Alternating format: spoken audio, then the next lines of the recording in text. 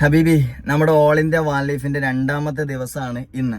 ഇന്നലെ നിങ്ങൾ കണ്ടു, തിരുവനന്തപുരം ടാഗോർ ഹാളിൽ വെച്ച് നമ്മുടെ ബഹുമാനനായ ടൂറിസം മിനിസ്റ്റർ റിയാസ് സാർ നമ്മുടെ യാത്രയുടെ ഔദ്യോഗിക ഫ്ലാഗ് ഓഫ് നിർവഹിച്ചു. അവിടെ നിന്ന് നമ്മൾ നേരെ വന്നിട്ടുള്ളത് വെഞ്ഞാറുമൂടേക്കാണ് കേട്ടോ.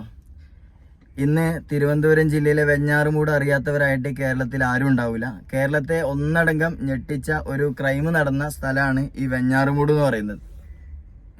അപ്പോൾ ഇങ്ങോട്ട് വരാനുണ്ടായ പ്രധാന കാരണം അത് തന്നെയാണ്. ഒന്ന്, ആ വീടുകളൊന്നൊക്കെ ഒന്ന് സന്ദർശിക്കണം, ഒന്ന് ദുആ ചെയ്യണം, അതുപോലെ ആ ഉപ്പയോടൊക്കെ ഒരു ആശ്വാസത്തിൻ്റെ വാക്കുകൾ ഷെയർ ചെയ്യണം എന്ന ഒരു ഉദ്ദേശത്തിലാണ് നമ്മുടെ യാത്രയുടെ ആദ്യ നന്മ എന്ന ഒരു ആഗ്രഹത്തിൽ നമ്മൾ എന്ത് ചെയ്തത്, ഇങ്ങോട്ട് വന്നിട്ടുള്ളത്. അങ്ങനെ ഇന്നലെ ഇവിടെ എത്തുമ്പോൾ ഏകദേശം ഇശാ നിസ്കാരം ആയിട്ടുണ്ട്. അങ്ങനെ വെഞ്ഞാറുമൂട് ജുമാ മസ്ജിദിൽ വെച്ച് ഇശാ നിസ്കരിച്ചു. അതുപോലെ ആദ്യ തറാവിയാണല്ലോ, തറാവി നിസ്കാരം കഴിഞ്ഞു. അപ്പോൾ തറാവി നിസ്കാരം കഴിഞ്ഞപ്പോൾ ഇമാമിനെ പരിചയപ്പെട്ടു.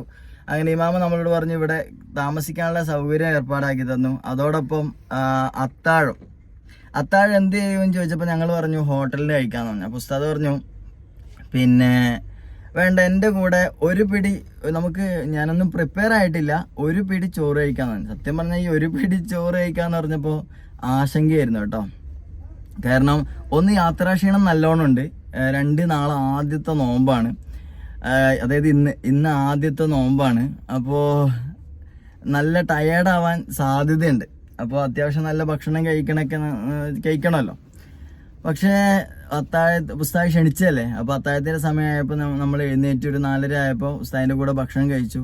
നല്ല വിശാലമായ അത്താഴം കേട്ടോ. ഞാൻ മനസ്സിലാക്കുന്നത് തിരുവനന്തപുരം ശൈലിയിൽ ഒരു പിടി ചോറ് എന്നുള്ള രീതി പറഞ്ഞതാണെന്നാണ്.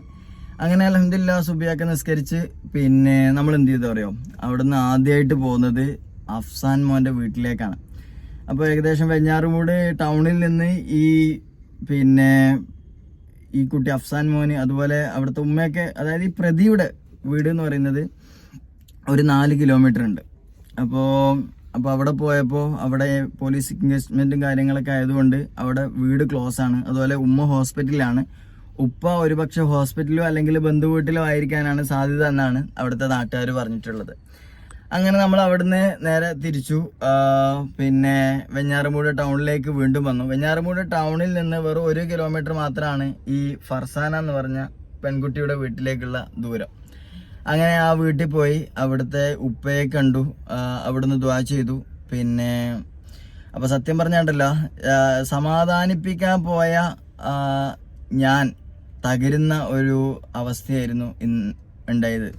കാരണം അവരോട് എങ്ങനെ സംസാരിക്കണം. ഉപ്പാക്ക് ഈ ഒരു സംഭവം നടന്നേ പിന്നെ നാട്ടുകാർ പറയുന്നത് പുള്ളി ആകെ തളർന്നുപോയി എന്നുള്ള. പുള്ളിക്ക് എന്താണ് വിറയലും കാര്യങ്ങളൊക്കെ ആയിട്ട് ഒരു മനുഷ്യന് സഹിക്കാൻ പറ്റുന്നതിലപ്പുറം സംഭവിച്ചത് ഞാൻ നേരിട്ട് കണ്ടു കേട്ടോ. കാരണം ഉപ്പാക്ക് ഒന്ന് സംസാരിക്കാനോ ഒന്നും പറ്റുന്നില്ല. ഉമ്മയാണെങ്കിൽ ദുആരക്കുന്ന സമയത്തൊക്കെ വിങ്ങിപ്പൊട്ടുന്ന അവസ്ഥ. അപ്പോൾ ഇതൊക്കെ കണ്ടപ്പോൾ എനിക്ക് അവരോട് എങ്ങനെ സംസാരിക്കണമെന്നോ എങ്ങനെ ഇടപെടുന്നോ പറ്റാതെ എനിക്ക് മനസ്സിലാവുന്നില്ല. കാരണം ഞാനും അവിടെ തകർന്നു പോയ ഒരു അവസ്ഥയാണ് ഉണ്ടായത്.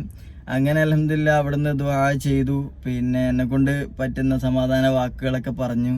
അവിടുന്ന് അങ്ങനെ ഇറങ്ങി വീണ്ടും പിന്നെ നമ്മൾ പള്ളിയിലേക്ക് വന്നു. അവിടുന്ന് ളുഹ്ർ നിസ്കരിച്ചു.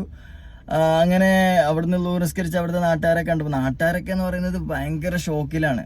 അവിടുത്തെ ഷോക്ക് ഈ കേട്ട ഏതോ നാട്ടിലുള്ള നമ്മൾക്ക് പോലും എന്തായിട്ടില്ല, അതിൻ്റെ ഷോക്ക് മാറിയിട്ടില്ലല്ലോ. അപ്പോൾ നിങ്ങളൊന്ന് ആലോചിച്ച് നോക്കിയാൽ അവിടുത്തെ ആ നാട്ടുകാരുടെ ഷോക്ക് എത്രത്തോളമായിരിക്കും. അപ്പോൾ നാട്ടുകാരൊക്കെ ആകെ ഷോക്കിലാണ്. പിന്നെ നല്ലൊരു കുടുംബത്തെക്കുറിച്ചൊക്കെ എല്ലാവർക്കും നല്ലൊരു അഭിപ്രായം മാത്രമാണ് പറയാനുള്ളത്. പക്ഷേ ഇതിങ്ങനെ സംഭവിക്കുന്നുള്ള ആരും പ്രതീക്ഷിച്ചില്ല. അങ്ങനെ അപ്രതീക്ഷിതമായി നടന്നൊരു ക്രൈം ആയതുകൊണ്ട് തന്നെ ആയിരിക്കണം നാട്ടുകാരൊക്കെ ഇത്രയും ഷോക്കായിട്ടുള്ളത്. അങ്ങനെ ഞങ്ങൾ അവിടെ നിന്ന് ഇറങ്ങി നേരെ വന്നിട്ടുള്ളത് കടുവയിൽ പള്ളിയിലേക്കാണ്. കടുവാപ്പള്ളി എന്ന് പറഞ്ഞാൽ തിരുവനന്തപുരം ജില്ലയിലെ ഭീമാപ്പള്ളി കഴിഞ്ഞാൽ ഏറ്റവും കൂടുതൽ തീർത്ഥാടകരെത്തുന്ന ഒരു ദർഗാ ഷെരീഫാണ് കടുവയിൽ പള്ളി. പിന്നെ അപ്പോൾ കടുവയിൽ പള്ളിയിലെ വിശേഷങ്ങൾ എന്ത് ചെയ്യുക, നമുക്ക് നാളെ അടുത്ത വീഡിയോയിൽ കാണാം. അപ്പോൾ അതുവരെ നിങ്ങളൊക്കെ കാത്തിരിക്കാം. ഇതുപോലെ നമ്മൾ യാത്ര ചെയ്യുന്ന ഓരോ സ്ഥലങ്ങളും സന്ദർഭങ്ങളും സാഹചര്യങ്ങളൊക്കെ നിങ്ങളായിട്ട് പരിചയപ്പെടുത്താൻ ശ്രമിക്കും. 2 വർഷം നീണ്ടു നിൽക്കുന്ന ഒരു യാത്രയാണ്. തിരുവനന്തപുരം മുതൽ ഇന്നലെ ആരംഭിച്ച യാത്ര കശ്മീർ, അതുപോലെ ഇന്ത്യയിലെ 28 സംസ്ഥാനങ്ങളിലൂടെയും ഇൻഷാ അല്ലാഹ് ഞാൻ യാത്ര ചെയ്യും. വിദ്യാഭ്യാസപരമായി പിന്നോക്കം നിൽക്കുന്ന കുട്ടികളെ അതിനുള്ള ഒരു സപ്പോർട്ട്, അവർക്ക് ഒരു വിദ്യാഭ്യാസത്തോടുള്ള താല്പര്യം ഉണ്ടാക്കിയെടുക്കുക, അതുപോലെ അതിനാവശ്യമായ കാര്യങ്ങളായിരിക്കും ഭാവിയിൽ ഉണ്ടാവുക. അപ്പോൾ നിങ്ങളൊക്കെ കൂടെ ഉണ്ടാവണം എന്ന് ഞാൻ പ്രത്യേകം ഓർമ്മപ്പെടുത്തുകയാണ്. Education for all, development for all എന്നുള്ള ഒരു പ്രമേയത്തിലാണ്, ഒരു ശീർഷകത്തിലാണ് യാത്ര ചെയ്യുന്നത്. അപ്പോൾ യാത്രയിൽ ഉടനീളം നിങ്ങളൊക്കെ ഉണ്ടാവണം. അപ്പോൾ അടുത്ത വീഡിയോയിൽ നമുക്ക് വീണ്ടും കാണാം.